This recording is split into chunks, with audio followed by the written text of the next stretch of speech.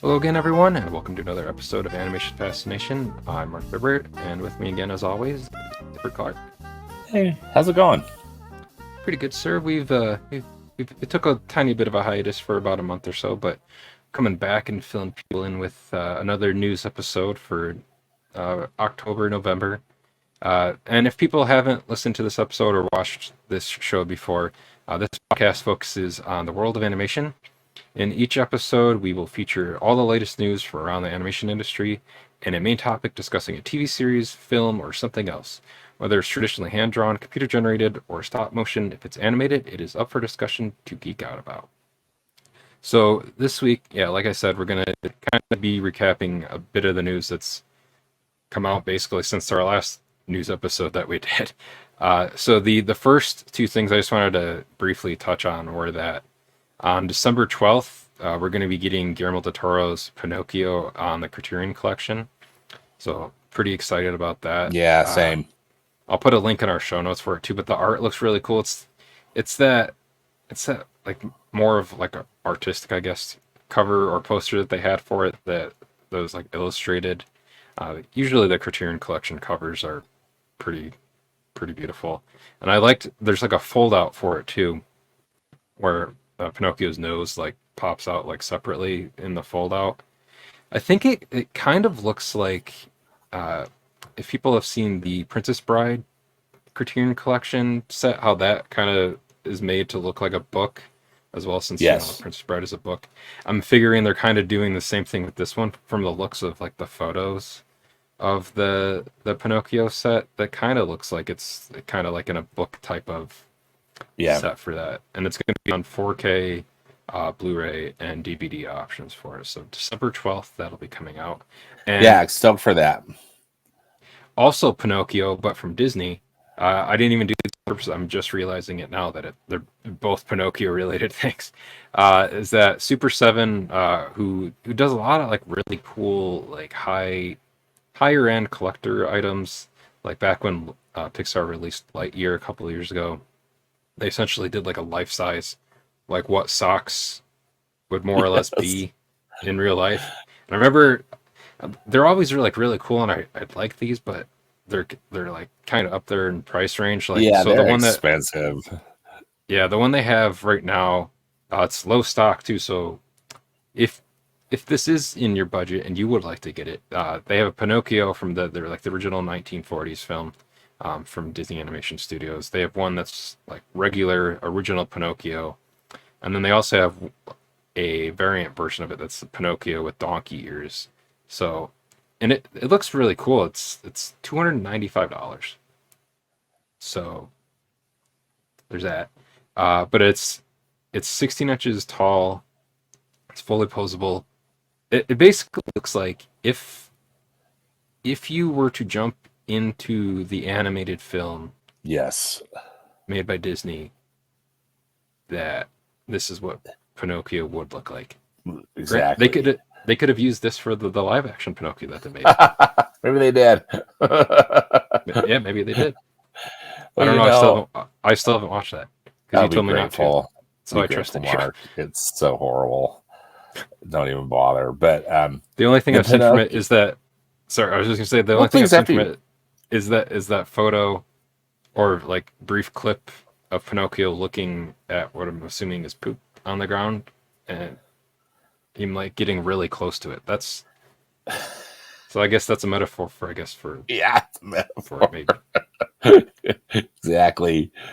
Well, I But love how Super 7 really stays on model. It's just you were saying, like it looked really great. yeah, They're collectibles, and this is no exception. yeah, With you, it's really crazy. spendy, but super cool. And they have a lot of cool like Disney collectibles. If you go to their website, they have like a bunch of haunted mansion stuff. They have you said you've gotten some like black hole stuff from Yeah, I them. got some cool action figures for the black hole. Yeah, so if you they have a lot of like they have some like Robin Hood stuff on there. So they have a lot of niche Yes, Disney products and Pixar products on there for like the parks, the movies and stuff. So we're not sponsored by them, so this isn't like an endorsement or yeah, anything. But not an they have endorsement. cool stuff if you like geeky animation or Disney stuff. that's a good website to go check it out. But what is the first piece of news outside of the Cinemark area that we were in just now? Well, Mark, hallelujah. The Screen Actors Guild and the American Federation of Television and Radio Artists, they have tentatively reached an agreement with movie studios. So the strike is over. Yeah. Yes. So Yeah. actors are back to work. And I think that the union is still doing some voting, if I'm not mistaken. Does that sound right to you? I believe so. I saw that Fran Drescher posted basically that it was over. So, and I think at this point, like a few days on from that, that it is definitely confirmed and it is 100% over. Like there's been actors on late night shows already. So Yeah. I think, yeah, like I've seen like some actors already say that like I got a call like right away going back to filming Stranger Things last season next week. Like the minute they found like Yes. the AD found out, they called me and were like, so So yeah, the state just some items from a statement from the SAG-AFTRA national board. They said that this agreement is a deal of extraordinary scope that's valued at more than $1 billion and includes an increase for pension and health caps, provisions for consent and compensation that will protect members from the threat of AI, and a first ever streaming participation bonus. So I'm really happy that I think the actors got what they wanted, and the studios think we're going to benefit too. And it just seemed like it was a win-win. It was a long time in the coming. I think this is the longest actors strike they've had in Hollywood. Yeah, and then like the writer's strike ended just like a couple weeks before that. Yeah. So both of them were like well over 100 days too. So and because of that, there's like a lot of stuff's been delayed up until like some stuff till like 2025 or so. Yep. But it's worth it because now everyone's gonna get paid what they should, and as a result, is to a lot of. It'll be next year that some of these like things happen, but like a lot of animation guilds are kind of starting to form unions because of that too. VFX guilds are forming unions. So I mean, this strike is over this now, but next year, I mean, hopefully because of this, who they go to the table with to make the deals for those next year. Yeah. Hopefully they don't want it to happen again. So there's like, oh, maybe we should actually just pay people what they're worth next year when they go up to get their deals for it too. Because like, I mean, like I've worked on like different like TV sets and like some film sets too. And like, there's like from like production assistants to like up to like gaffers and stuff like that. Like not everyone that you see on screen or like is on like late night shows talking about the movies are like the only people that worked on it. So like everybody's working hard on that stuff from the bottom to the top, below, above, around the line. So everybody that works on that stuff should get paid what they're worth and have like compensation and what they should be getting paid and healthcare and whatnot. Some of that stuff's like a whole other thing, just like within like just the work industry in the U.S. in general. So that's like a whole other thing to not really get into on an animation podcast, but we know. Yeah. Yeah. But from that, so I mean, we're happy that that's over. Yeah, we're happy, relieved, and that it's had a good outcome. Yes. Yeah. Yeah. We went from there. We kind of had like a kind of a funny thing that I thought was like interesting. I thought this was so funny too. So there's this new Elvis Presley and Priscilla Presley biopic called Priscilla, directed by Sofia Coppola, which was very good. Have you seen it?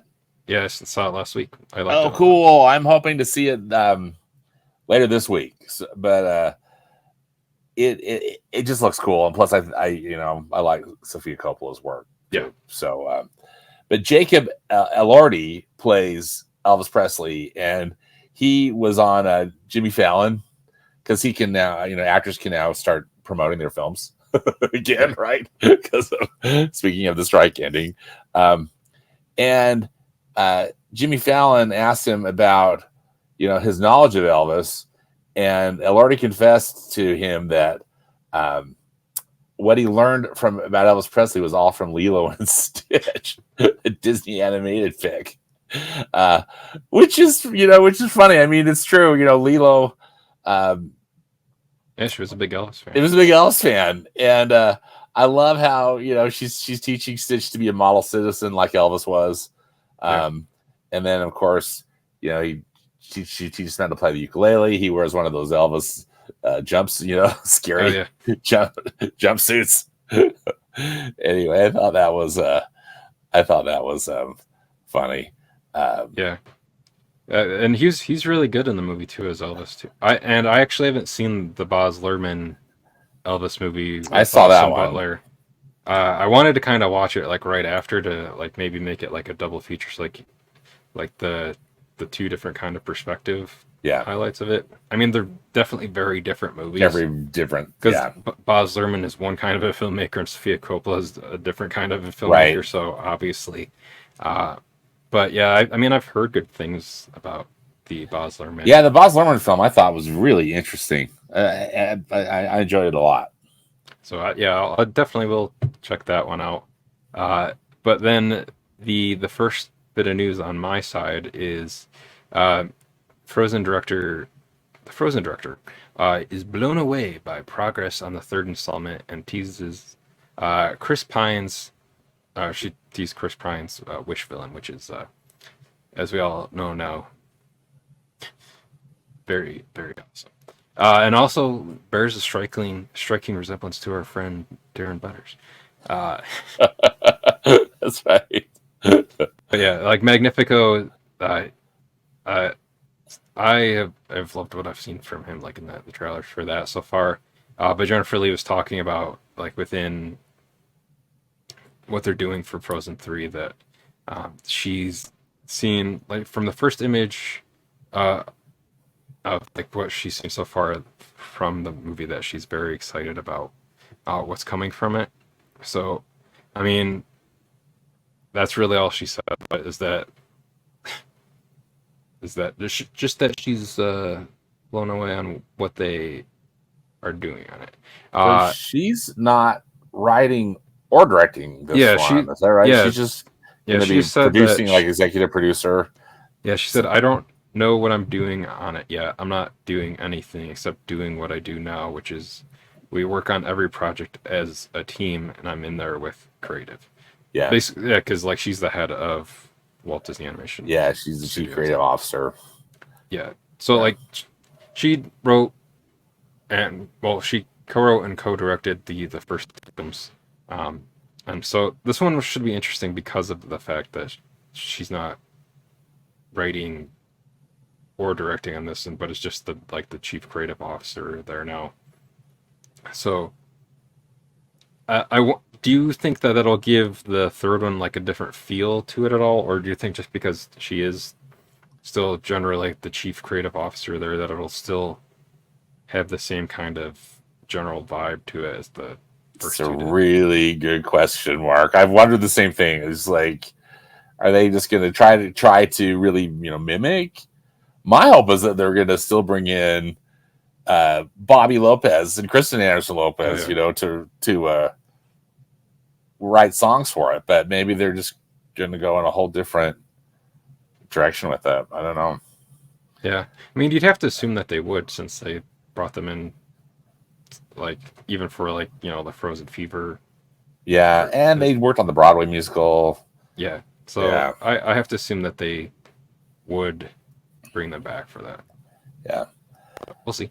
We'll see. You just wonder when it's going to come out too. Are we still looking at like 3 years away or? Yeah, because again, I have to assume like a bunch of this stuff is delayed. I mean, I'm assuming they would still be able to. There's still plenty of stuff that they could work on during that time, but there's still a lot of stuff they couldn't. Basically, they'd have to work on what was already finished written, and it was already finished as being recorded at that point. So, because like a side note to that is I saw that they like are going back, I think like this week to start the voice recording for Beyond the Spider Verse. Oh yeah. So Well, and I'm we'll see. hoping too, that Idina Menzel and Kristen Bell are still. But yeah, I'd have to assume that like they're not gonna get rid of the cash cows. They're well No. now Disney Legends, all the entire cast of Frozen, Yeah. Yeah. so they'll be back.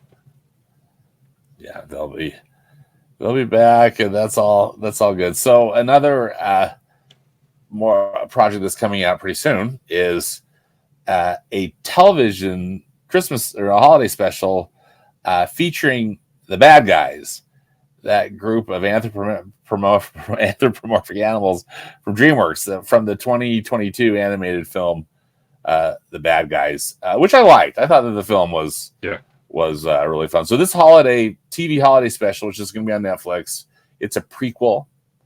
It's set before the events of the film, and which makes sense because I want them to be bad guys still. yeah. The what it says here in this article from Deadline is that there's nothing that the bad guys love more than Christmas morning, because while everyone is home opening presents, it's the perfect time to execute their citywide holiday heist. But when Christmas is unexpectedly canceled, it'll be interesting to see how that works. The bad guys must do the unthinkable. They must reignite the city's holiday spirit by giving instead of taking. I think looks like they've got the same characters, but most of the vocal cast has been changed. With different actors. Interesting. Yeah, which I thought was interesting. It's being directed by Brett Hayland. And as I said, it's going to be coming to Netflix on November 30th, is what it states here as the premiere date. So coming up here. Yeah, we'll be looking forward to that. I love these holiday specials, Mark. I'm just kind of a sucker for. I like the runtime. I like. Yeah, DreamWorks does a lot of these too because they did a bunch for Shrek. Like they started them with Shrek the Halls. Yeah. There's a few different Shrek like holiday ones. I know there's Kung Fu Panda holiday. Pretty sure there's a Trolls one. Those are the only ones I can remember off the top of my head, but like I know those are specifically ones that I think they might have did one for How to Train Your Dragon. Yeah, I think they might have done one too. I can't. But yeah, can't remember. DreamWorks, I think, of the animation studios has done the most holiday specials with their characters. Because like Pixar, we have the two Toy Story ones that they did. Disney Animation has like Prep and Landing. Prep and Landing, yeah. And then like Frozen Fever is not. That's like more. Or no, they did Olaf's. They did the Olaf one which was kind of like holiday themed for that. Mm-hmm. So they're kind of getting there, but DreamWorks definitely has like a good head start as far as all of their holiday specials. DreamWorks does a lot. Yeah, and this one sounds pretty fun. Yeah, so that was good. I'll check it out. Yeah, me too, for sure. Yeah, and the next one, it's not like a huge news story, but I just kind of wanted to get your kind of thoughts on it. Was that in like a recent article with Empire Magazine, in there it was kind of shown with Spider-Man Across the Spider-Verse, the ending, spoiler alert, with Gwen getting the group back together was added about 6 weeks before the film was finished, and bringing the Spot back at the end of the film was also a late addition. So kind of based off of some of the other stuff that we've talked about before with Across the Spider-Verse, this seems interesting, like with some of the stuff like being added like this late in the game for it, like especially 6 weeks before it came out. Seriously, that's like all hands on deck, right? Like, yeah, like knowing like how like what the hours were for like in some of like those other articles that came out with some of the animators on the film. Hopefully with like this big, I mean, it wasn't really a break, but like with this kind of gap in time, maybe that hopefully gave them some kind of proper like time to like rethink of like how they're producing Beyond the Spider-Verse, so like not to like drive people into the ground with it. Yeah, like kill the staff, Yeah. having to work so hard, because that's what it seemed to me, that the reports were that just everybody was exhausted, Yeah. right? At the end of it.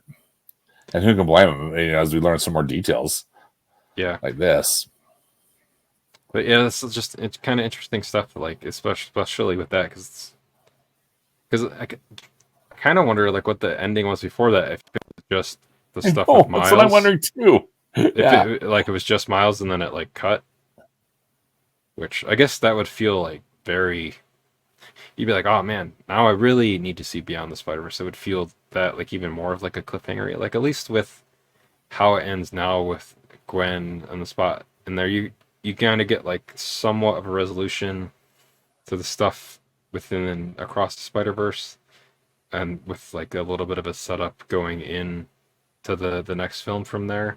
I feel like if it had just ended with Miles, like you can see where he's starting to gonna be able to escape from being tied up there. That would have been too much of like a cut to cut to credits from there. Yeah. So yeah, and then the next bit. Speaking of different animated films, what did you have for your next Well, bit? so the animated feature Nimona, which Netflix debuted over the summer, We will has eventually be now talking about. yeah, one of these times we'll be chatting about it. It has an art of book now that I love. I don't have this particular book, but seeing some stuff of it online, it looks very interesting. I love these books, particularly the ones that Chronicle puts out with Oh yeah, Walt Disney Animation Pixar Studios and and Pixar Walt Animation Disney. Studios. They're really great. But Blue Sky had some really cool ones, and I think DreamWorks does some stuff too. But anyway, this book is 350 pages, so hefty.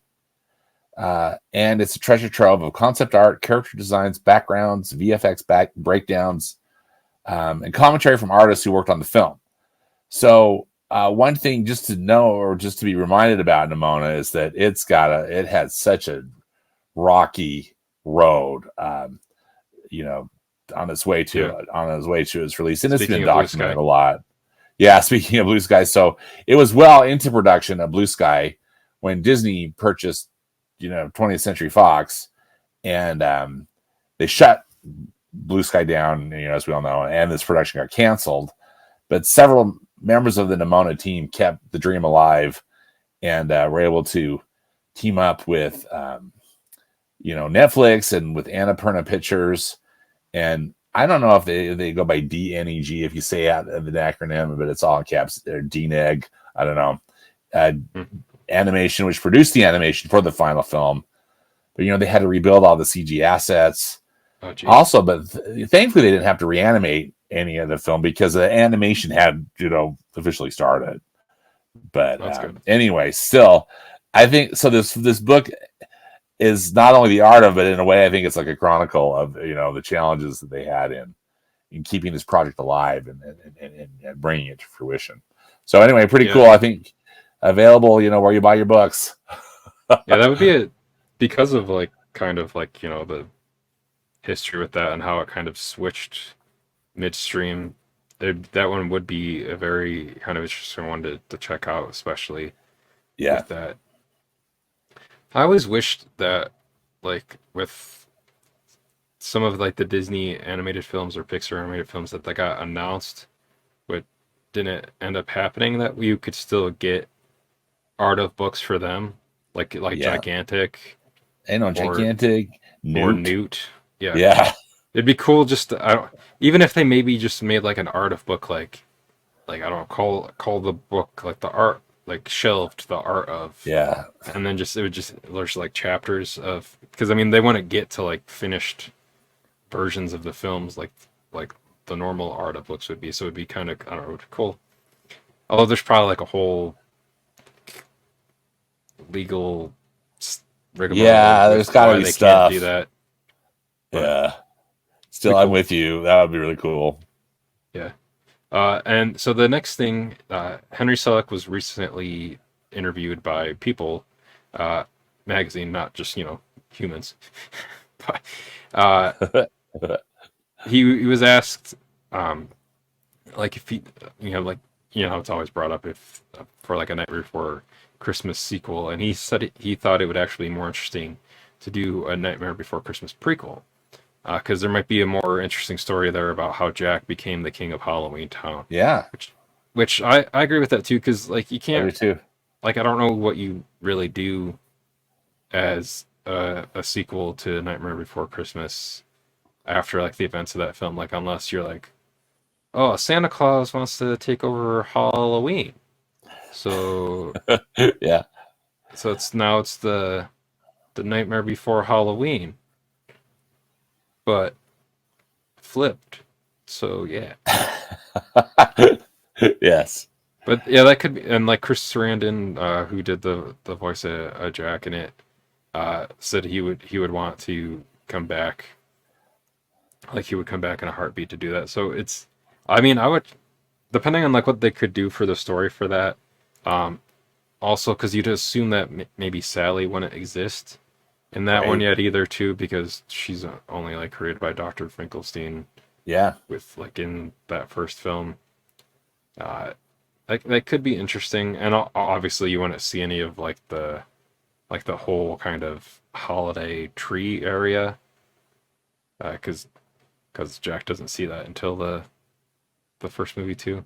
So it would be they'd be kind of self-contained to like the Halloween Town stuff. So that would be kind of interesting too, and like maybe they'd try to like work in like the history of Halloween in there, because you'd have to wonder like how far back they would go and like how long Jack had been the Pumpkin King. Could be interesting. But I I'm guess in. we'll You know, yeah we'll see what happens. But that sounds like a really cool project. yeah, and with how popular it is too, which is still funny considering the fact that when it came out it was released as a Touchstone Pictures film because Disney didn't want to have their name proper on it, and people will notice if you have a really old VHS of Nightmare Before Christmas, it'll have the Touchstone Pictures, like opening logo on Yeah. there. But if you Yeah. watch the movie, Touchstone title card and all it'll that say stuff. Yeah. Walt Disney Pictures presents. Be like, interesting, Yeah. interesting. It became so beloved. Yeah. Disney took it back from Yeah, Touchstone. yeah. And that's also that movie is also the reason why Hocus Pocus came out in July, the year that it came out, because Nightmare Before Christmas got the Halloween Got time, the Halloween spot. yeah, spot, because Disney didn't want to like eat into each itself's box office there. And Nightmare's probably maybe a little more sensible. Hocus Pocus too. People love that. I mean, that's just a Yeah, cult, yeah. Two movies in favorite. 1993 that are still like Halloween Yeah. staples 30 Well, years later. Both of them exactly. are celebrating 30th anniversaries. Their 30th anniversary. Yeah. Yeah. Yeah. Hocus Pocus got a sequel, so I mean, it's not out of question that Nightmare Before Christmas could get a prequel Yeah. too. All these years later. Yeah, it It's just takes a lot it's longer to make the stop motion movie than it does the live action movie for yeah. Disney Plus. Yeah. Good So point.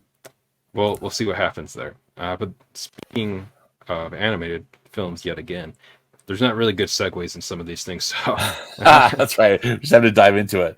yeah, I'm pretty stoked for this new film from Hayao Miyazaki, The Boy yeah, and the Heron. How about you? Are you yeah. I keep joking about like the cast, like the American dub cast for this.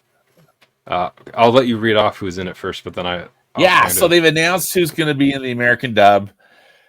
Got Christian Bale, Dave Batman. Bautista, Gemma Chan, William Defoe, Karen Fukuhara, Mark Hamill, Robert Pattinson, and Florence Pugh. So what I thought was kind of funny about this is you have two Batman because you have Christian Bale and you have Robert Pattinson.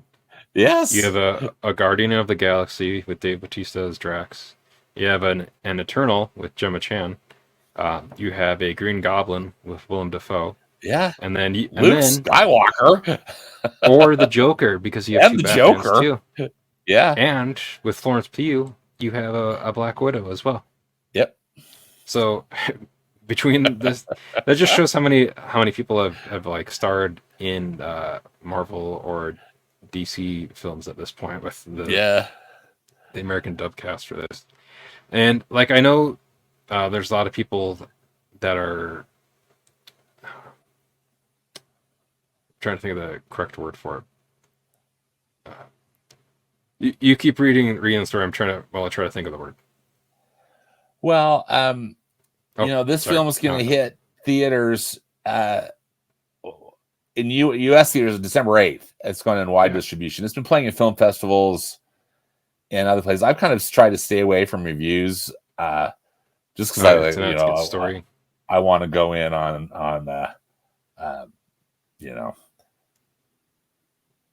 Blank slate, not knowing anything in it. Yeah, but I'm just so stoked.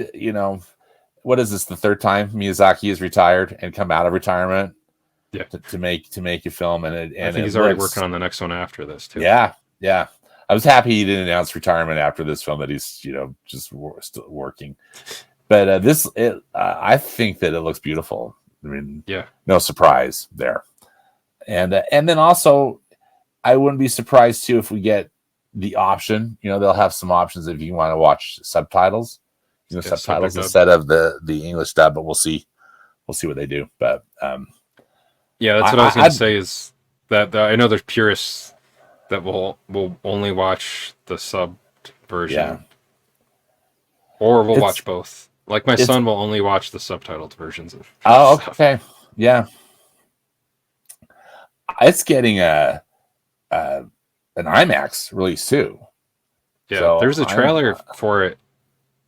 When I saw the Marvels the other day, there was an IMAX trailer for this in front of it, and it was very cool to see the Studio Ghibli logo and that blue screen logo on an IMAX screen, a huge IMAX screen, and then like seeing a lot of the shots from the film on like the full IMAX ratio. I was like, oh, I guess I have to see this in IMAX because this looks that's what I'm awesome. saying. I have to see it in IMAX. Animation on IMAX is an underrated thing to check out because it doesn't really get released that often in IMAX. I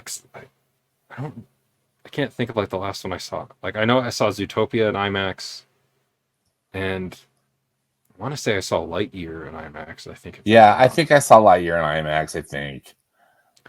But yeah, they don't release too many animated films in IMAX anymore. And I wish they do more of it because I personally really love it. Like, I wish yes was coming out. Wish is not coming in IMAX. Yeah, and with the animation in that, I think that would especially look really good on a large format screen like that. So agreed. It is what it is, I guess. But definitely looking forward to that. And I think Robert Pattinson does the voice of the heron in that, like from one of the trailers. That's what I read, is that he's doing the voice of the heron. And you wouldn't know that from listening to what the heron sounds like in the trailer too. You'd be like, "Oh, that was Robert Pattinson." Okay. Yeah, I was surprised. Yeah, because I couldn't quite distinguish the voice. From a little bit I heard of it on the new English dub trailer. But yeah, and so the next thing. Speaking of, we've been speaking of like Disney and like delays and stuff there. Disney's live action Snow White is going to be delayed till 2025. But when they said that, they also released the first official look at the film. Stars Rachel Zegler, who was in Spielberg's West Side Story. She's going to be in the Hunger Games prequel that's coming out pretty soon. Yeah, on the 17th. November 17th. What did you think of the first photo that they released for it? Well, I was glad that Disney at least just came out with a statement, saying, and I was also glad to see that there were seven, other characters. I don't know what they're going to be called, because I guess dwarfs is no longer an appropriate term. But But anyway, so I was glad for that. You know, I hate these remakes with every fiber of my being, but it's just what Disney does. So every one of their films is going to get remade, or even more than once, and including Snow White, the OG. But I thought, Rachel looked good. Let's hope it's going to be a respectful, interesting retelling. I mean, typically, they're high quality, but yeah, but also, I mean, I hate to even bring it up, Mark, but well, here we are. We'll talk about it. So, I've got some of my friends are super conservative politically, and I'm not, but they are, and I try to respect, what they're saying. And there's been so much furor, at least because they get their information from different places where I don't. So, over Rachel Zegler's comments that she made at D23 the last D23 about this, her version of the character, and how she's all liberated and doesn't need a man, and all that business. And then there just seems to be all this kind of weird furor around it from conservative circles, and I don't understand it. I guess there was all these rumors that like the film had been like completely canceled, like that was going to they weren't going to do it anymore, or whatever. So I was just happy that Disney put out the statement. It's coming out in 2025. Hopefully the environment's going to kind of chill out a little bit before then. Yeah. And we'll see. What are your thoughts about it? I don't know, like with that kind of stuff, what kind of bums me out is that if you search YouTube long enough, you'll come across like all of like these like kind of like negative thumbnails. Yep. Like, oh, blip blip like I guarantee if you go on there right now, you'll find a whole bunch of them for the Marvels. It's usually you can tell what kind of movie people like, certain sectors of people will get upset about. If it's a female-led movie, if it's a movie with people of color at the center of it, or if it's a movie that is a female-led movie with a person of color in the lead of it, or anything like that, they'll get especially mad. Or if the movie's directed by a woman or directed by a person of color. Basically, if it's anything that's not like a white dude, like centered thing, that sector of people will get super butthurt and upset about. I mean, outside of it being annoying that people are misogynistic, homophobic, racist, all the other ableists, all the other bad things. Yeah. It sucks that stuff tends to like get a lot of eyes on it.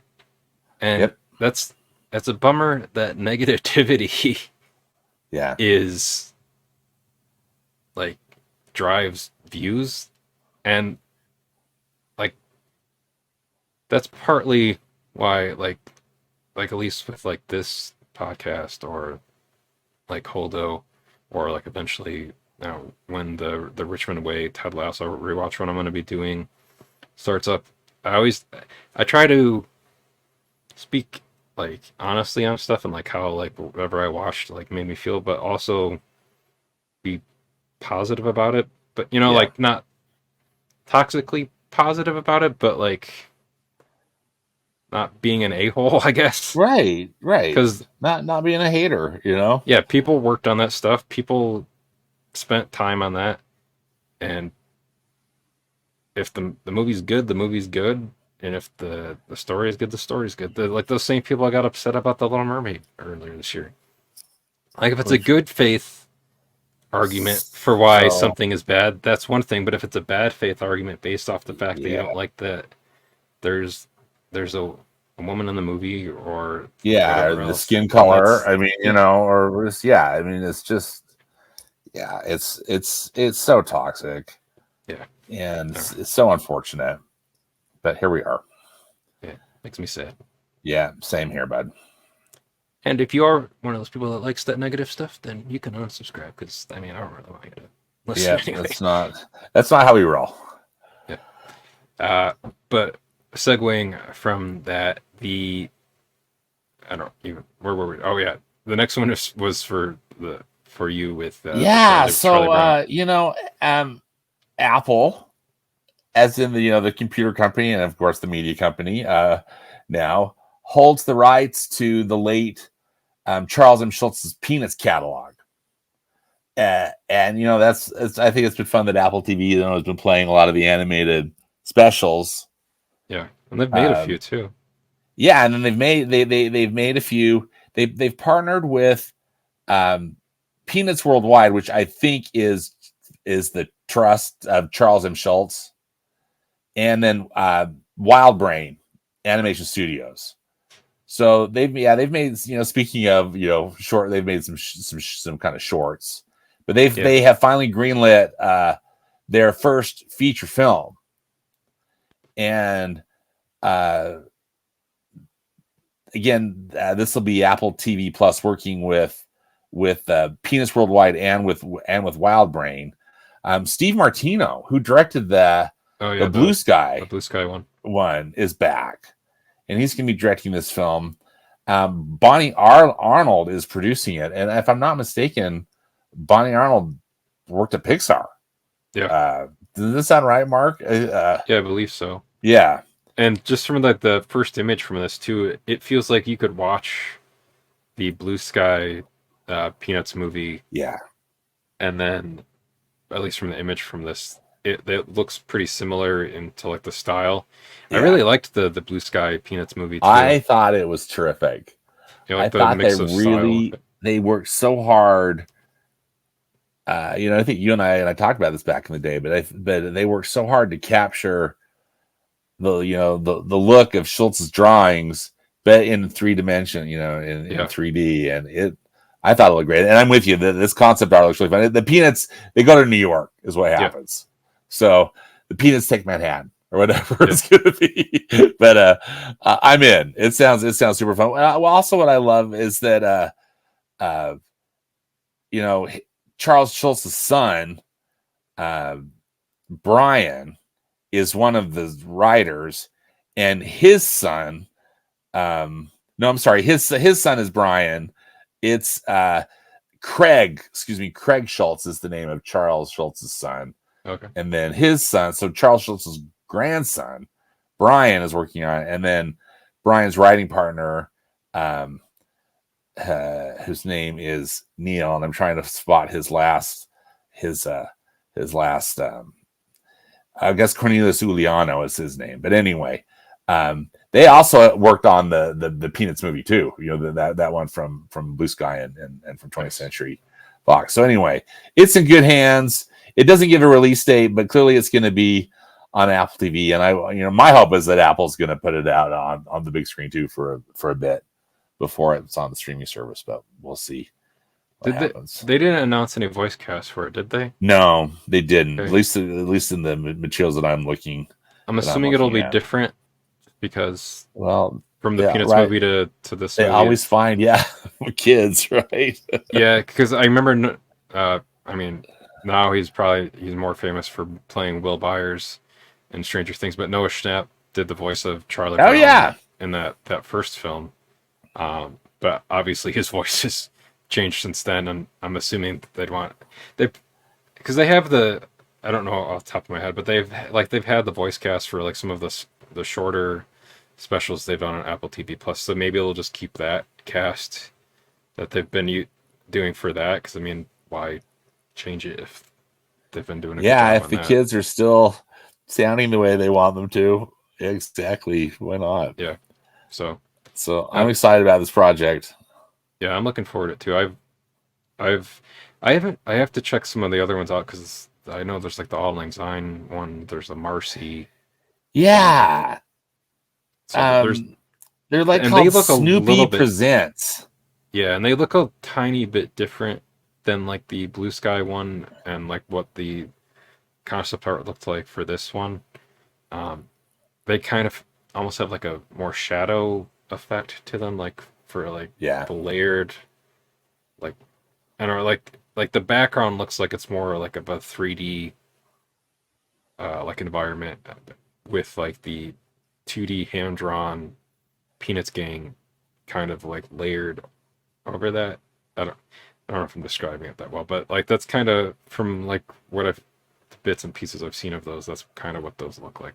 Yeah, it's Uh, I don't think I've ever watched one of those, Mark, all the way yeah, through. Maybe I've seen like a clip, or something. So I need to.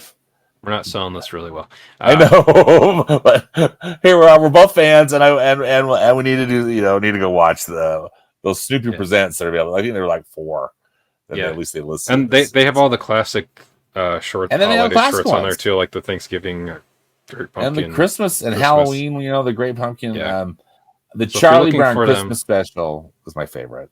yeah. So if you're looking for them and wondering why they're not on CBS, that's where they are. They're on Apple TV Plus. Apple owns, And owns them I now. think they have made them free too, like those specials, so that even if you're not subscribed to Apple TV Plus, but you You just can have still like an watch them. Apple TV, or if you just Yeah, have like the Apple TV app on your TV, on your you can still device. watch those holiday specials. So that's cool of them to do that. Yeah, that's really cool. So going from that, I'm gonna read the first story to this before I read That's right. This is a the two-parter. yeah, so the first bit of this came on the 9th, was that Warner Brothers had shelved the John Cena Coyote versus Acme movie a year after it completed filming, which may sound like deja vu to what David Zaslav did to Batgirl Batgirl and the previously Scoob. and Scoob Holiday That- Haunt before yeah. that. This one was produced by James Gunn too, so uh, it seemed like I was like uh, kind of and John Cena's like in the well performing Peacemaker show that's on Max as well too, home of HBO, and so this happened and bunch of people got upset, rightly so, because this like David Zaslav when they did that the first time with Batgirl, it kind of started this very kind of crappy trend of the studios like, oh, we can write off things that are finished for like tax Yeah, breaks and using incentives stuff and as a stuff, tax write-off. which is like, I know it's show business, but it's also people have spent like numerous hours of their lives missing different events in their lives to complete something that they put all of like themselves into. Well, some people dropped some like footage of like the production, like behind the scenes stuff to the Coyote versus Acme after that happened, which will be interesting now when I get to the second part of this story. So we kind of got unintentional like uh, behind the scenes footage, promo footage for it when it wasn't going to be coming out, but this one has a happy ending to it, on like Batgirl and Scoob Holiday Haunt, where so basically after the entire internet and Yeah, the internet blew up yeah over and this, and rightly so. yeah and people within like the industry too, like agents and producers and stuff. And I also saw that a lot of producers and writers and stuff that had were going to have like meetings with WB like within like the next week or so after they saw that happen, kind of backed out of that. Which, yeah, if people know that they're gonna like shoot an entire movie of something that they wanted to do or whatever, and then no one's ever gonna get to see that, Yeah, why make it with that why studio? bother? Um, Yeah, so with this, basically, long story short, is that Coyote versus Acme will see the light of day on like, I mean, I don't know what the legalese is still for Batgirl and Scoop Holiday Haunt. Maybe there's still some kind of window for them to do the same thing with them. because I think it's still within that same fiscal year. So if they want to, maybe they can. But with this, basically, they're allowing the production to shop the film around to different places to stream it or distribute it there. So apparently, it's more. It seems most likely that it'll go to. Uh, it looks like Amazon Prime at this point, as of today on November 13th. I still think it'd be funny if any of these things ever showed up on Disney Plus, Oh, like the Batman holiday special, like again, which was another one that they wrote off, but Netflix picked that up. yeah. That that could have gone to Disney Plus, and I still think that would have been funny. It Um, was and you funny. could watch a Batman thing on the same thing as the Yeah. Marvel. Yeah. And would they put that on the Marvel tile, or what tile? Or what tile Yeah, would it what be? tile? What it go on there? They should. Like, side note to that, they should just make a Lucasfilm tile rather than the Star Wars tile, Yeah. because now that they'll have the Indiana Jones, I mean, they have all the Indiana Jones films on there. They should just make a Lucasfilm tile. But Yeah. that's a I whole hear other you. thing. Uh, but yeah, so this one will come out now. Um, like I said, it'll probably be Amazon that it shows up on. Uh, and but yeah, I do hope that like Scoob Holiday Haunt gets the same kind of chance as well too, because I mean that would have come out like right around now. And then same thing with I would still really like to watch Batgirl and really like to see Scoob Holiday Oh, Haunt. you're not alone. Yeah. Excuse me. I think a lot of people want to. But and for all accounts and purposes, the other day when that had got announced that this was going to be shelved, a lot of people came out from that have seen like test screenings of it and said that like how good of a film it was, and it kind of felt like um, similar to like Who Framed Roger Rabbit uh, in that sense. And there has been some stills that have like shown up from it too, and like a lot of the production images in this look really interesting. So I'm looking forward to whenever we get to see it, and hopefully, I mean, it probably won't, but hopefully it stops the trend of the studios writing off completely finished movies for. It's a messed up trend. And you wonder, are they really saving that much money? Yeah, I don't I know. feel like they're taking a hit more than anything because I do too. even if the movie cost like I don't know 90 million to make and you get like a 30 million tax break, you still lost 60 million dollars. So I don't know. Yeah, don't understand it, but I'm glad that this one has a happy ending and Yeah, that the film's and going to maybe see the light of day. even if Amazon does get it, maybe they will release it theatrically still too, because Amazon does release Yeah, films theatrically. So yeah, I mean, I'll watch it at home or in the theater, wherever it's available. That's where I'll watch it. yeah. I want to see it too. But going from there, the next bit of news, I'm especially excited for it. I don't know if you watched the show at all, I Sanford, but watched it. I mean, I was aware of it, okay. but So yeah, no real connection to it other than I know it was beloved. now I used to have this right here in this frame. I had uh, a Quellman poster up for a very long time. Right now it's a Barbenheimer poster, just because. But so I was a big fan of the TV show Doug growing up. It started out on Nickelodeon, and then it made its way to Disney. So there was brand spanking new Doug on Disney. I remember back in the day. That's all. There was Doug's first movie that Disney Yeah, I released think I saw way Doug's back first when. movie too. Yeah, Yeah, I think you can get it on the Disney Movie Club on Blu-ray too. I think that's like the only way to. only way to I see it now.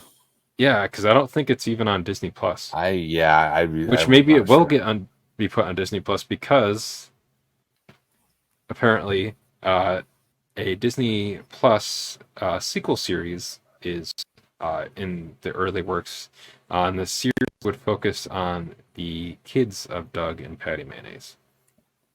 So that could be interesting. And I wonder, uh, like, I wonder if they would get like the original voice cast back for that, because we will talk about it later on here. But some of that voice cast is will be busy doing additional seasons of Futurama, because Billy West was the voice of Doug, um, as he's also Fry and Futurama.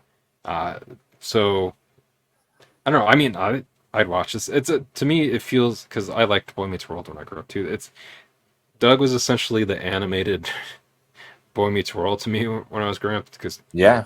so Doug is Corey, Skeeter is Sean, Patty is Topanga, and then that's kind of where like the connect, like the analogy or the connections kind of stop there. Uh, but like Boy Meets World had Girl Meets World, so this feels kind of like that, but for Doug. So it'd be, I'll always be curious to check it out, and if Jim Jenkins is still involved, who is Yeah, like the that's original what I was creator. wondering. What Jim Jenkins' involvement is going to be. Hopefully, he's involved. I don't know if he's. I don't know if he's still alive. I would assume he's still alive. But Yeah, anyway, but like as far so like you since you've kind of like a tangential connection to it, what are your thoughts? well, I just remember what the very distinctive animation style it had, and I Yeah, just remember thinking Doug was a good character. And I remember liking the supporting cast. I thought Patty Mayonnaise. I loved her name, oh, uh, and there's whatever yeah, episodes there's I lots watched, I of remember liking. And then, as I remember, I thought Doug's first movie was cute. I think as I recall. there's lots Yeah, of very innuendoous names in that show that I didn't realize until I got older, yeah. Until we get older. like Patty Mayonnaise, uh, Skeeter Valentine, Yeah, Mr. Dink. yeah, The pr- Mr. D. the Yeah. principal's name was Principal Butt Savage. That's right. Yeah. Yeah. Jim The Jenkins. vice principal's name was Mr. Bone. So yeah. What would be kind of interesting in this too is if it's about Patty Mayonnaise and Doug's kids, is if it'll have the Beats in it still, but it'll be kind of like how like the Rolling Stones, like they're still touring and making albums Yeah. now, like years and years later. It'd be funny if they did that with the Beats in this show, but had like Doug and Patty wanting to go to like the final Beats tour before they retire. So I'm sure there'll be some kind of jokes in there and stuff like that too. But I'll check it out. That's all I'll say. I'll watch it. Yeah, let's hope. And we don't know the timeline, do we? I mean, Yeah, it's really just it, is that it's just in the early works at Disney Plus, yeah. and that it would focus on Doug and Patty Mayonnaise. And yes, Jim Jenkins is still alive. He was born in Oh, good. 1956. Oh, good. So Okay. Awesome. yeah.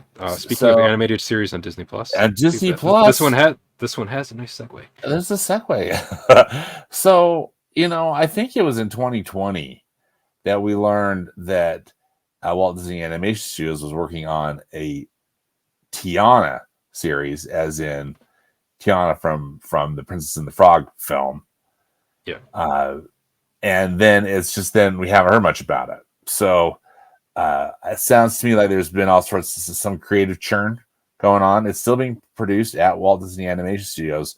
My guess is this being produced up in, it's going to be animated up in their Vancouver, Vancouver. The Canada studio. But anyway, Joyce Sherry has now been hired as the show's lead writer and director. And her most recent TV writing credit was on the Netflix horror miniseries Midnight Mass.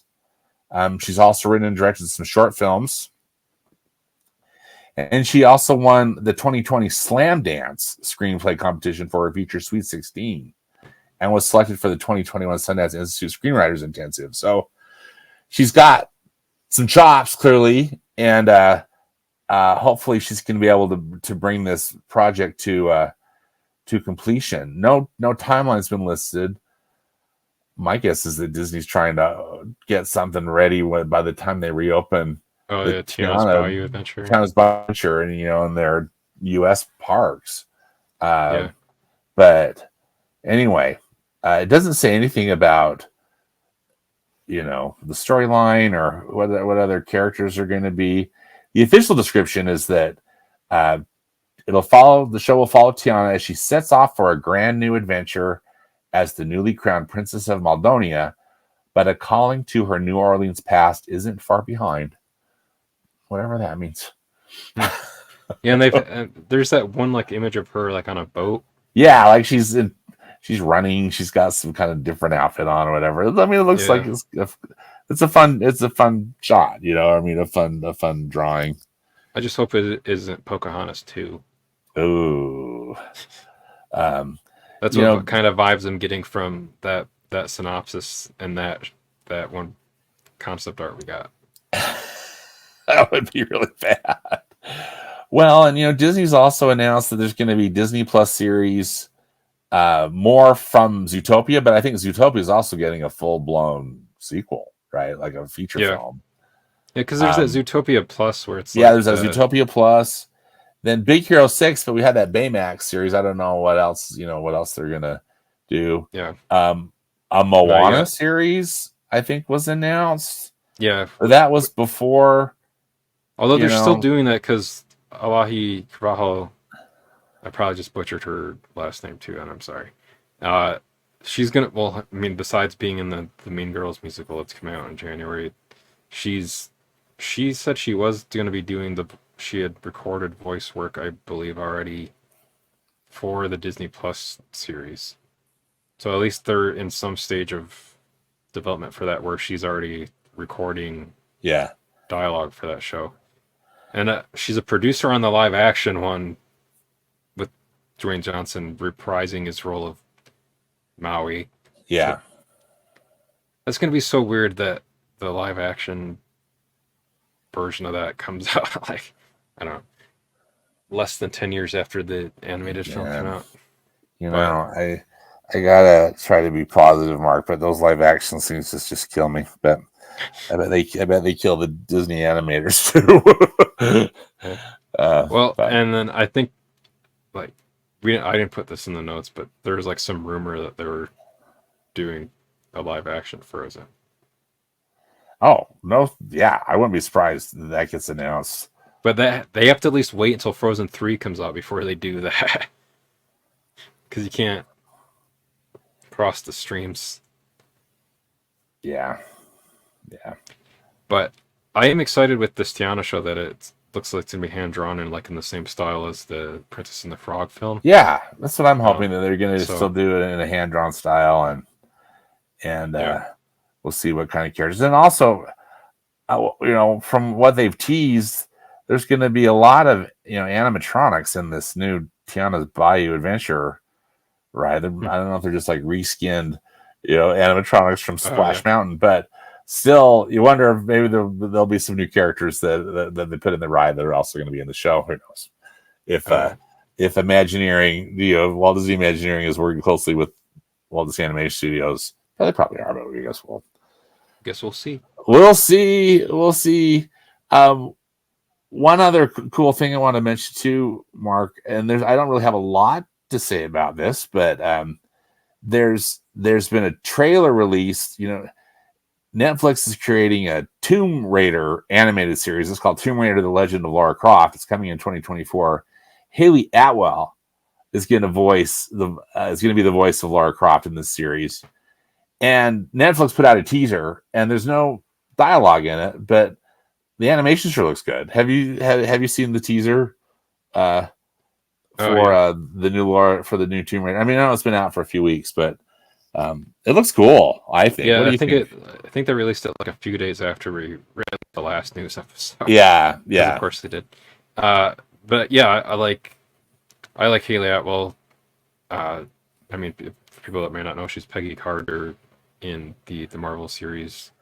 She's already done voice work before for like playing Captain Carter in the What If series, yes. And Lara Croft is supposed to be British too, so it makes sense. Yeah, I think she's a really good choice. Yeah, Right. and I mean, I guess we just have to trust them that she's voicing the character since, like you said, there's not any dialogue in the Yeah, no trailer. dialogue in this Uh, trailer. and I mean, she was really good in the Mission Impossible Dead Yeah, Reckoning she's terrific in that latest recently Mission too. Impossible flick.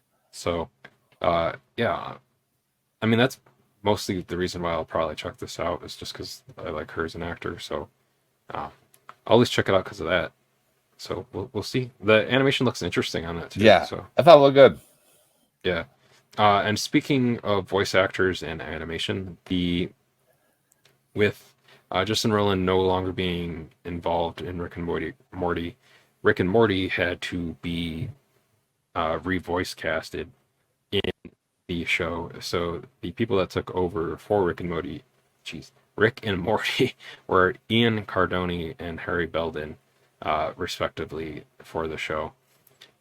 And they sound pretty similar. I'm a couple seasons behind, so like I just watched the trailers to hear like what they sounded like in the show, but they sound pretty similar to like what Justin Roiland had done for those characters. So it's kind of like the case of if like like if people like really pay attention to the voice of Kermit between different Muppets productions, you can tell that Kermit has it like especially some of the more recent stuff like Kermit sounds like a lot different in some more recent things, or like even like like Mickey. Since sometimes I mean obviously Walt did the voice of Mickey for quite a long time, and then since then, what I always think is funny is that if people have watched Silicon Valley, I'm trying to remember the actor's name of that, but the the character on Silicon Valley, I just remember was like a huge like a-hole on that Yes. show, but he is like the current voice of Mickey, like in a lot of those shorts he does, and Mickey like on the Runaway Railway ride. I'm trying to remember what Yeah, his it's name. Chris like Dianapolis or something. I was not saying it right. Yeah, like very. Uh, yeah, yeah, that's like a very very Greek name. Chris Yes. Dian Manopoulos. And it's a really This long guy. name. So I'm sorry, Chris, to Yeah, mispronounce your name, but yeah, he was such a jerk. Is still he but and he's off, he's sometimes the voice of Mickey Mouse too. yeah.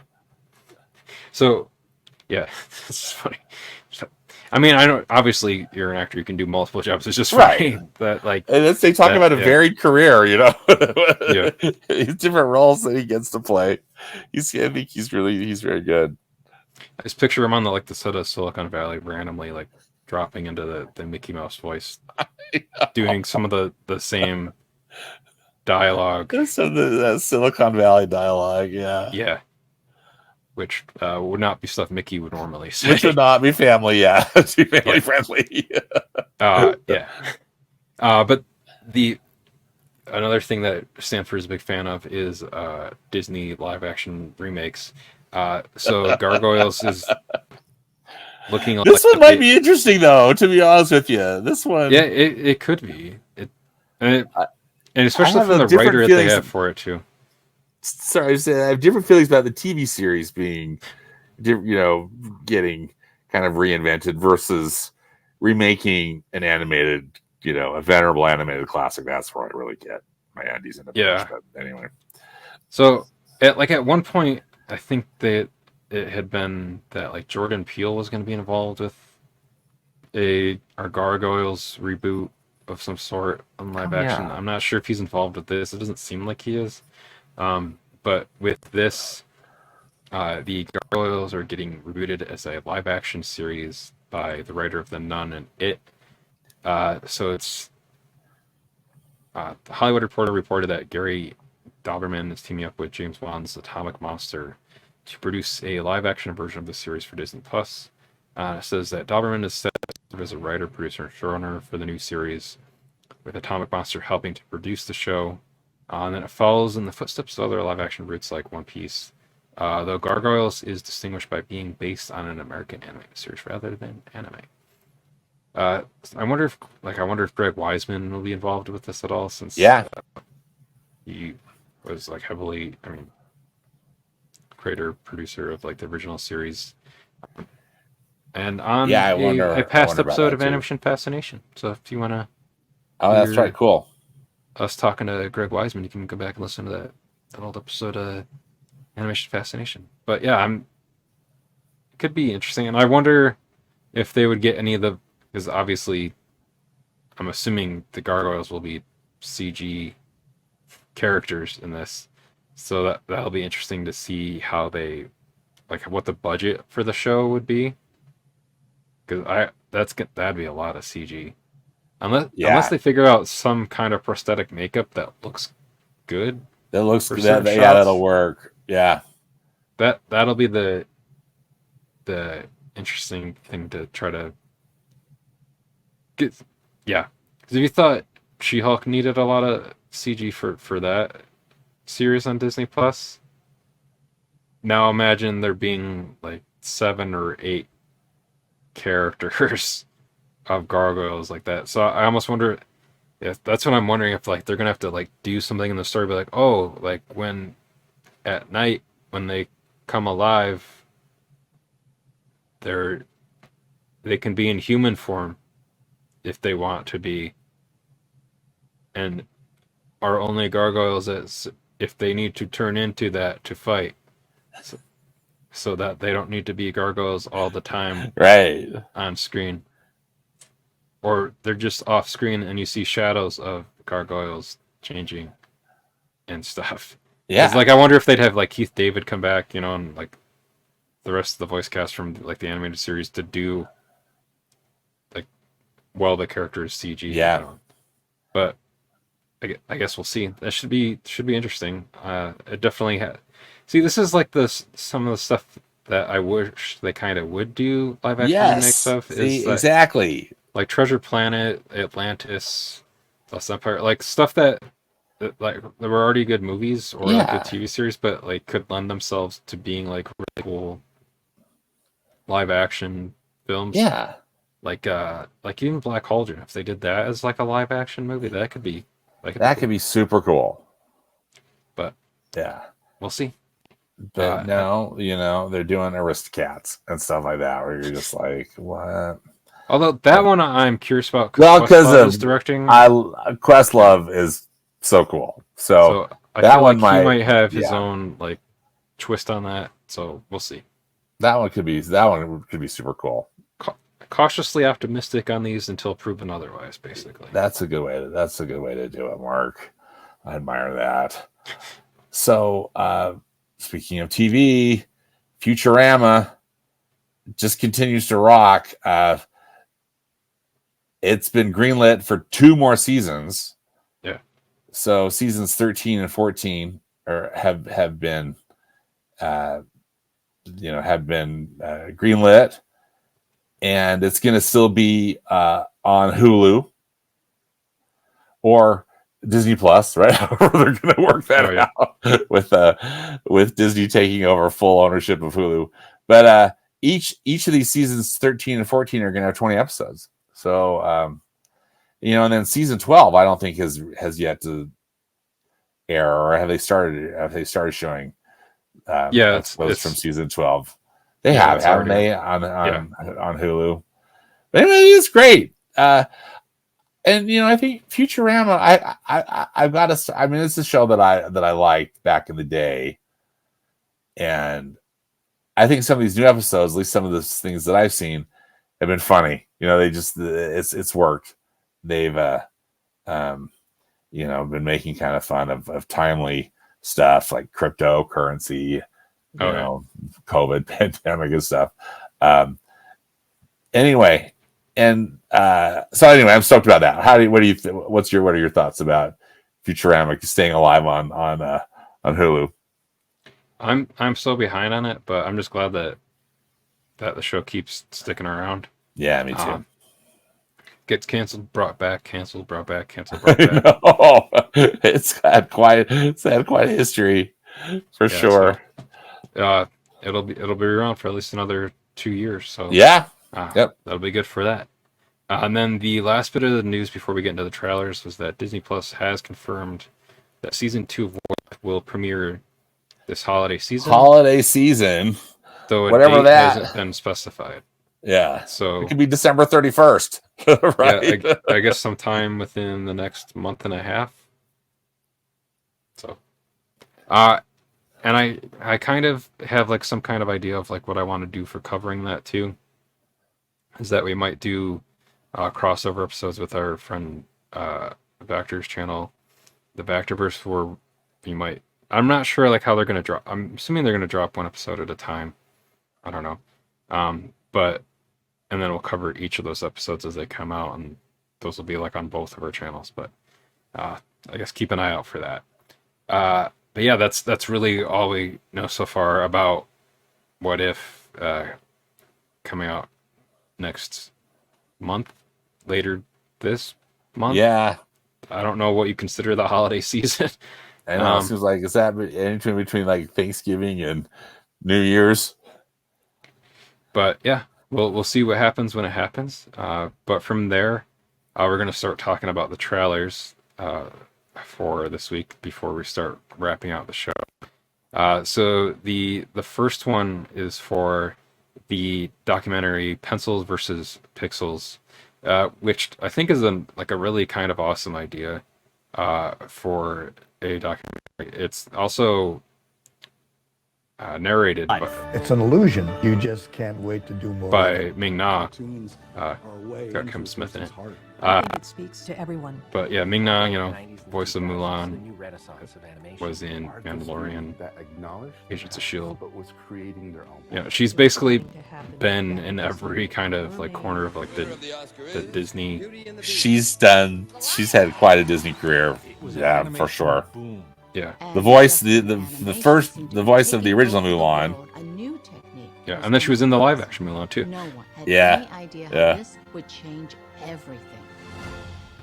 I remember the first time I saw a screening of one sequence Yeah, from so Toy Story. The trailer for this, like, it basically like goes into kind of like how Toy Story kind of more or less changed the game. It says that it's available November 7th. November 7th. No, I just to say, and I don't. They don't specify where.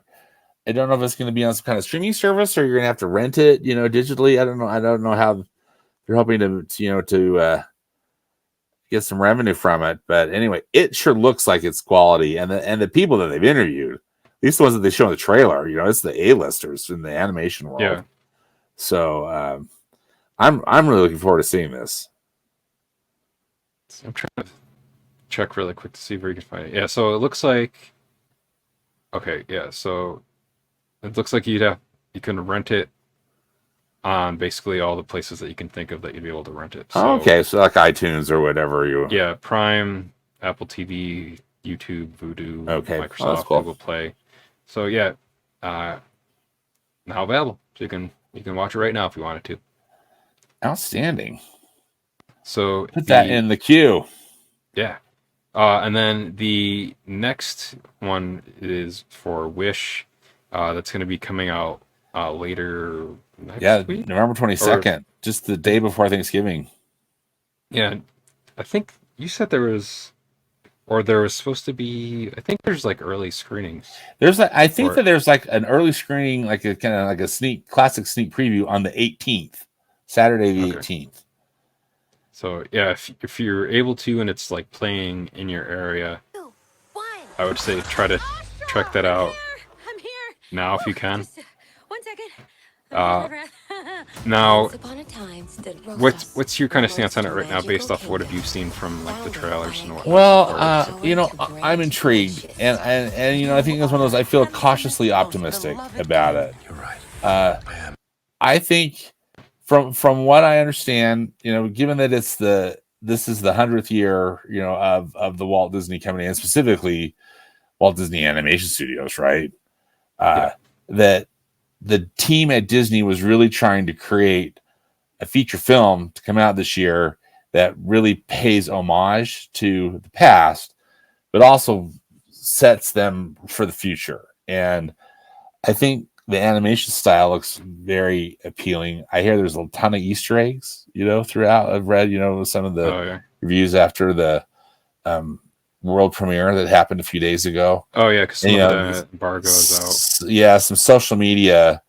They could, they could do like their Twitter or X reviews, But anyway, I hope it's gonna be good, Mark. That's really my hope, that it's not gonna be dumb. Yeah, The animation sure looks good, I think. yeah. They've released a bunch of the music so far in it as well too. Yes. You can already listen to like a bunch of the songs. I think you can also already meet Aisha in the park, she's like at Epcot or so, some of the Disney parks. Yeah. which I think that was part of because of during like the actor strike. That was really like the only way they could like promote the movie was by having the character in the park at that point in time. And I was kind of calling like the next 2 weeks kind of like a West Side Story at the film theater at the box office between like Virgil Zegler in the Hunger Games movie and then Ariana DeBose and Ariana DeBose, in Wish, kind of going up against each other, a sister versus sister. That's right. But yeah, I'm looking forward to seeing what the finished version of the movie looks like. It looks pretty interesting, and I've liked all the music I've heard from it so far, and all of like the people that did get a chance to go see it over the past week or so have all had good things to say.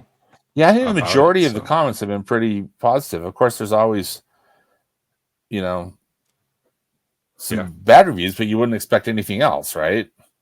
And things couldn't be This, though, broke like all the records. Did you see that story? Oh yeah, Mark, that this was like the most downloaded or most watched I'm gonna Disney animation before we get Pixar for the preview music. But yeah, this looks. I'm we saw like a little tease of this at the first movie, like where like the puberty button shows up on the console there, and in this film, at least like in this teaser, one of the new characters that one of the new emotions that we see in here that was not in the first film is one that I'm very familiar with. Do I look orange? I didn't touch it. It's not my color. Not me. Hello. Oh my gosh, I'm anxiety.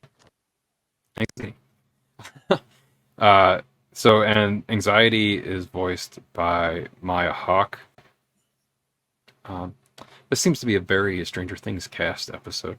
Maya Hawke, who's on Stranger Things, voiced the kid of Uma Thurman and Ethan Hawke, is going to be doing a voice in here. I'm not sure of who some of the other emotions voices are in here. I can't remember who they are either. And also, we do know, I think you and I, that Fear and Disgust have been recast. Because Bill Hader and Mindy Kaling are not coming back for the sequel here. But I believe Tony Hale is Fear. People maybe remember as Forky. Yeah. And I believe that's who you sent me something, Mark. I can't remember who's playing Disgust.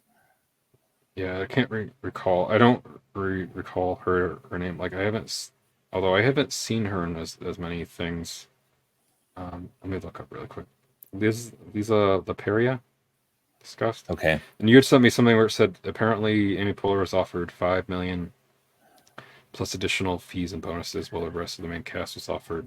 And who knows what the truth is? I don't know if that's it was from some Vulture. Yeah, if it's accurate or not, but who knows? But yeah, the teaser for this looks pretty cool. I'm excited to see what they do. It was really solid. I thought it was a really solid teaser. Yeah. And one of my friends, Rudy, had an idea of like where they could just keep doing Inside Out movies in a way if they wanted to, just like check in with Riley like every 10 years or so of her life, and like what it's gonna be like a new album. Oh no, Motion. Yeah, it could like the Up series, not Up, but like the Up documentary series. Yes. Or again, speaking of Ethan Hawke, like the Before The trilogy. Before, yeah. So it could be interesting to do that with like these characters and emotions, and I don't know if they would do that. I mean, that could be something they could do instead of making Toy Story 5. See how much money this movie is going to make, which I think is probably going to be a lot. I think this is going to... Yeah, judging by how many people watch the trailer. Yeah, this is probably going a to good be indicator. a hit. Yeah, let's hope it's good. And today is Monday, so because of that, we got a Garfield trailer, because he loves better day to Mondays. release. Yeah, what better day of the week to release the Garfield trailer on than Monday. Yeah. So this is an all animated, not like some hybrid or anything. Yeah. And everyone's favorite Mario is voicing Garfield. Yeah. In this spot too. Well, and also of note, Mark, is that Mark Dindal is directing this. He's been out of the picture for quite a while. Though I don't know if it was his last picture, but he directed The Emperor's New Groove at Disney. And I know Steven Anderson is somehow involved with this. Steven Anderson is he directed Meet the Robinsons at Disney, and he was a story artist there for many years. He's no longer working there, but anyway, he posted some stuff how excited he is about this film. So And that's how I adopted John. Okay, now have you ever been with... No, please, no. Ow, it's so hot. Ow, it's really hurting. Ow, ow, ow. You deserve... So, what do you think about Chris Pratt as I think he's fine. I like Chris Pratt. I think he'll be fine. I don't necessarily love Garfield as a character, or as a thing. I remember thinking some of the comic strips were funny back in the day. It used to be like in the newspaper, when read the newspaper comic section. Odie, I think, such a great character. I think the animation looks good. It's weird. I mean, not weird, but like Garfield has a dad. Like what's Sam Jackson? Yeah, which could just be really funny. So my hopes are is that this is funny. Steven Anderson was being very complimentary about it, on social media today, and it's again Mark Dindal, and I hope I'm saying his name correctly. We know he's got some comedic chops, so this could be a lot of fun. What are your thoughts?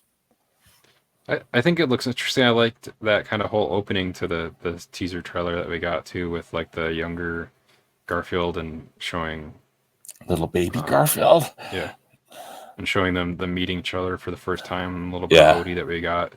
I saw that they're doing some kind of campaign with it too, like if you send in pictures of like a cat or your dog being weird. Something that they'll use it like in the advertising campaign for the movie.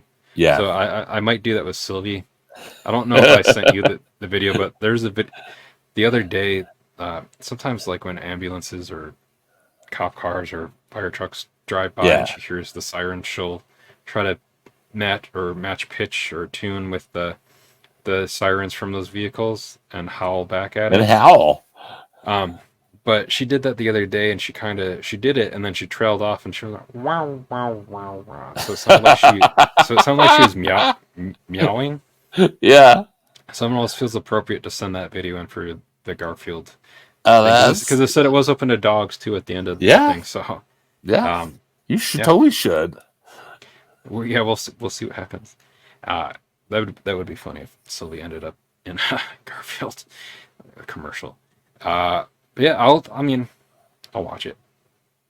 I'll check it out. I'll be checking it out too for sure. Yeah. And then the next one, we're definitely gonna have like a short or like some kind of episode covering this series as well when it shows up on Netflix this week. Is the long anticipated Scott Pilgrim Takes Off anime series. It's dropping the entire season all at once because that's what Netflix does. So that'll all drop on Friday, November 17th. And it's all the original cast of the film back from 2010. So you got Michael Cera in there, you got Brandon Routh, you got Chris Evans. Chris Evans. Everybody. Edgar Wright is involved as well. Brian Lee O'Malley, Jason Schwartzman. I mean, everybody. Anna It looks- Managuchi is doing some of the music in it too. So, and they did the music for the video game that was released as well. And it, like, the animation just looks awesome on this. It looks very true to the graphic novels and the comic books that were released for this. Karen Culkin's back. So yeah, Anna Kendrick, it's Chris Evans. This looks so well done. I hope it's going to deliver. Yeah, Brie Larson, Yeah. Alison Pill, Aubrey Plaza. I already said Schwartzman, Johnny Simmons, Mark Webber, Mae Whitman, aka Tinkerbell, Ellen Wong. It's it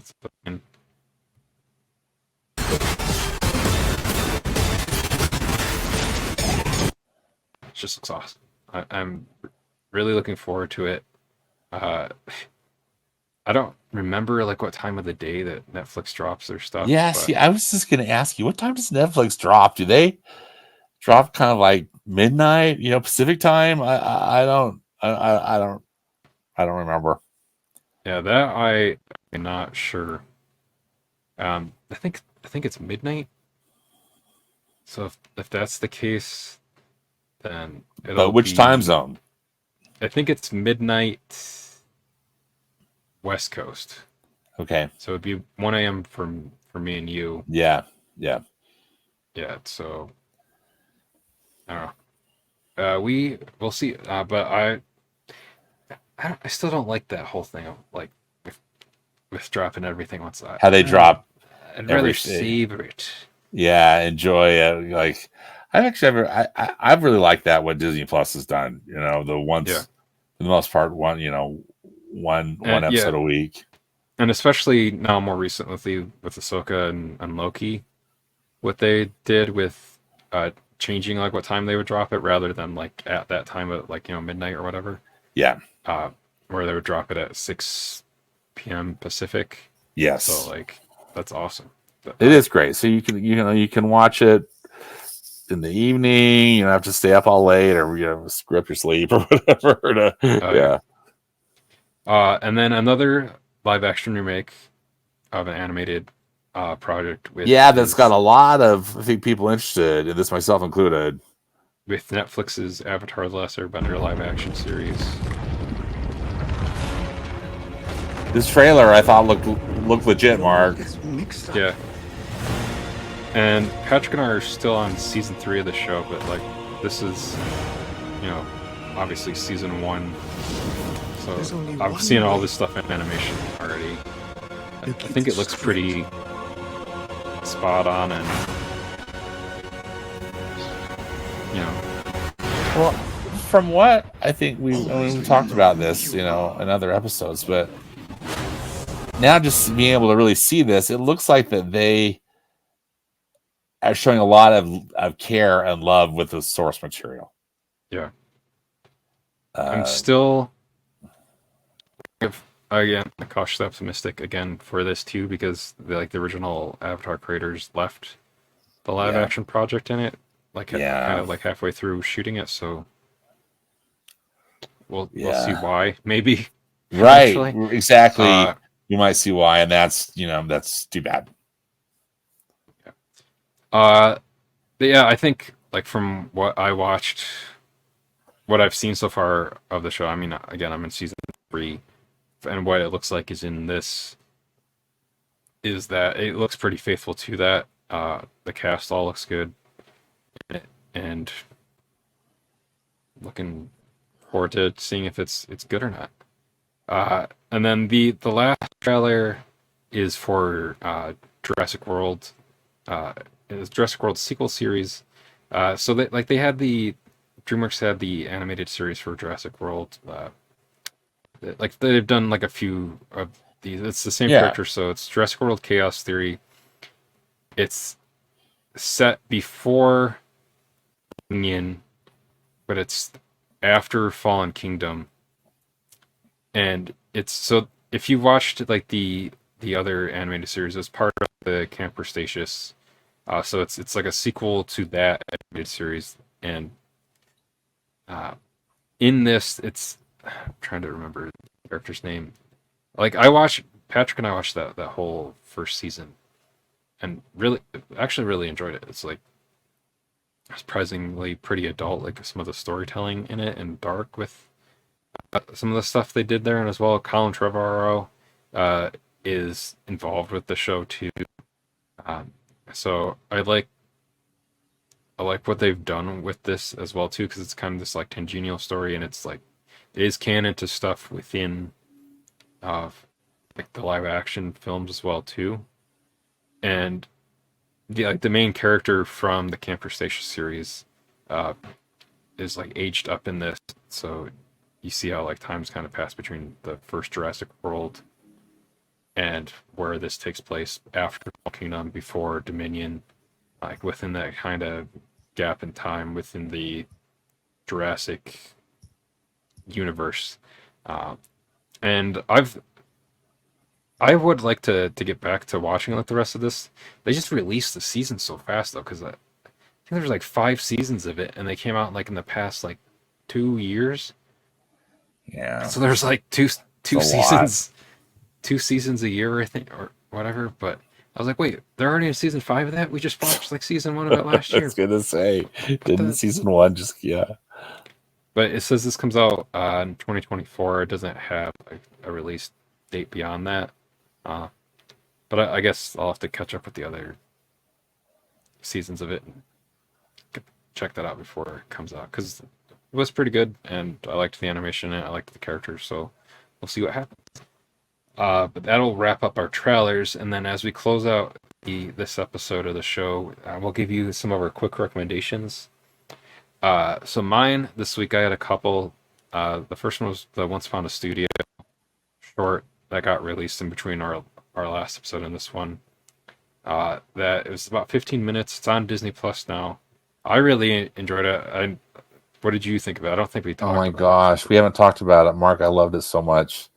I just think I think it's perfect. I love it. Darren's in it too. He's Darren's in it. And like one of the opening shots, like with Bernie Mattinson, you can see him in the background, like walking out. And he did some animation work on it too, didn't he? Yeah, he got to animate Flash again from Zootopia, and all the what's the character? I'm sorry, I want to from Dinosaur, the main character from Dinosaur. Yeah, Aladar. Which I think Eldar. he said Which that was was it was his first character he got to animate. Character, yeah. Which Yeah, I so it's love cool that he kind of got to come full circle between all of that in there. And little inside baseball for people is that I think both of us have been in that building, right? Yeah. So that shot of everybody walking out of like the front doors of the animation studio, and that view you can see there, that is not what the view looks like from there. What you would see from there is more or less the driveway of people driving in. Yeah, you see the drive and that ABC building. Yeah, or like because I can't tell if it's like what door that is, but like you'd either see like the road or like the opening gate there. Yeah, and that water tower is more off to like farther. Yeah, deeper the water into, like, tower the center is of the further. Building. Yeah, I mean, I loved how what they did. They kind of romanticized, the look of it, which was smart. But, I joked to him. I was like, Hollywood is a lie. I was like, that's not what it looks like when you walk out. That's right. Excuse me. That's not what it looks like. What's kind of cool too is I know they shot some of the stuff like in the hallways in there with drones. So like when the stuff with like Peter Pan like flying through the hallways, the camera for that is like drone shots of going through there. I think it's really cool. Like a lot of the stuff they like put in there too. And I know the shot with Mickey looking up at Walt, and you can hear "Feed the Birds."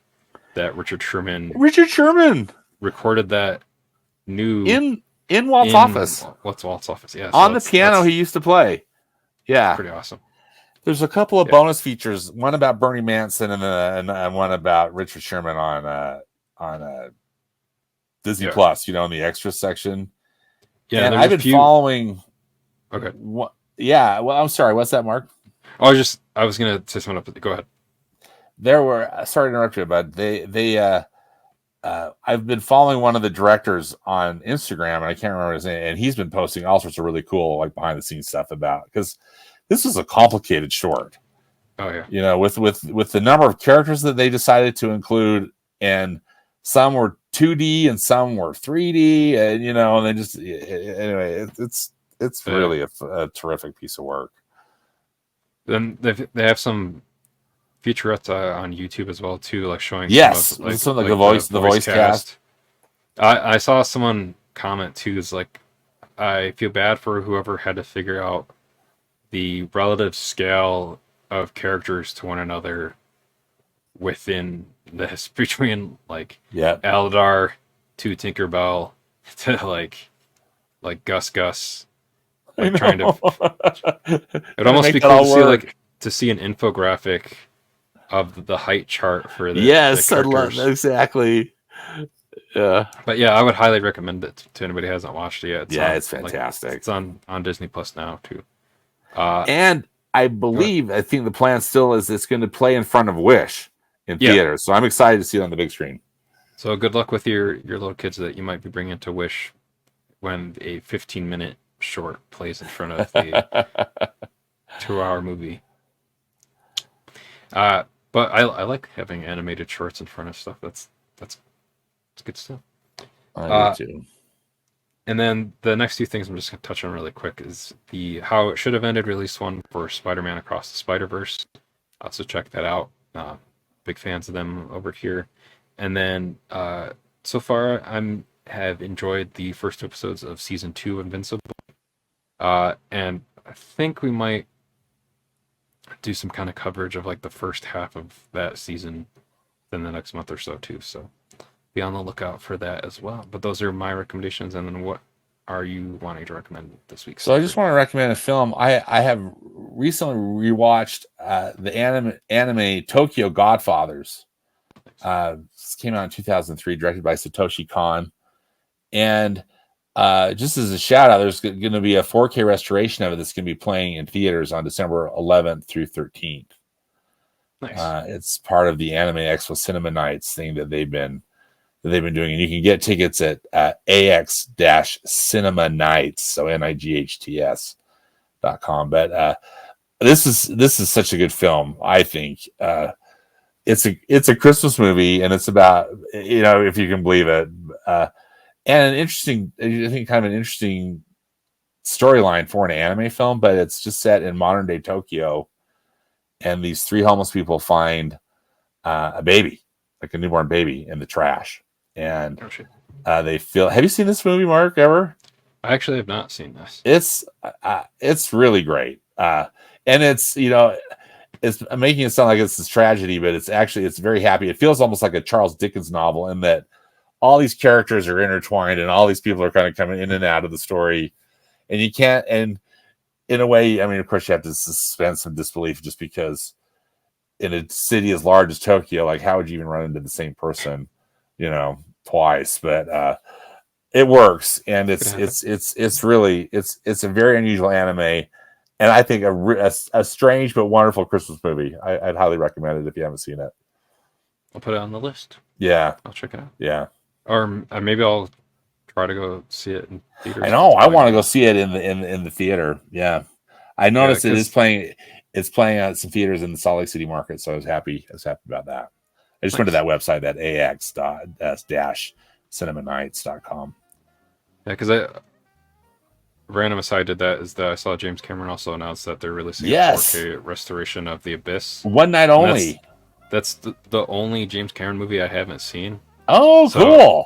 I might try to see that in theaters too. Yeah. Just figure if I haven't seen it in theaters, that's the best, or I haven't seen it, that's the best way to see it, is go see it in a theater. Oh, absolutely. When given an opportunity to see a movie in a theater, you and I are both in alignment on that one. I'm with you. but yeah, so that will do it for this episode of Animation Fascination. Don't forget you can follow us individually on Twitter or Blue Sky. I think at the same handles, either place at my first and last name there on Twitter or at Blue Sky, and then Stanford. I think you're the same at both too, right? Your first and last name at both. Yeah, and then Animation Fascination's actually on Blue Sky now too. Same handle as we have on Twitter, and so it's Animated Podcast. Figure just keep it simple, keep the same one there. And then you can also find the show on Facebook and Instagram at Animation Fascination. And then you can email us at animationfascinationpodcast@gmail.com. You can check our website out, animationfascination.net, for links to all of that stuff, or past episodes, everything else there too, as well. Bring you to our Patreon link there too, if you want to turn our Patreon there. And then there's also links to merch there. We brought them up earlier in the episode, but Trent Factor edits our episodes. But I'm Mark Bibbert, so for myself, Stanford Clark, thank you for listening, and make sure to tune in again next time. And we'll see you.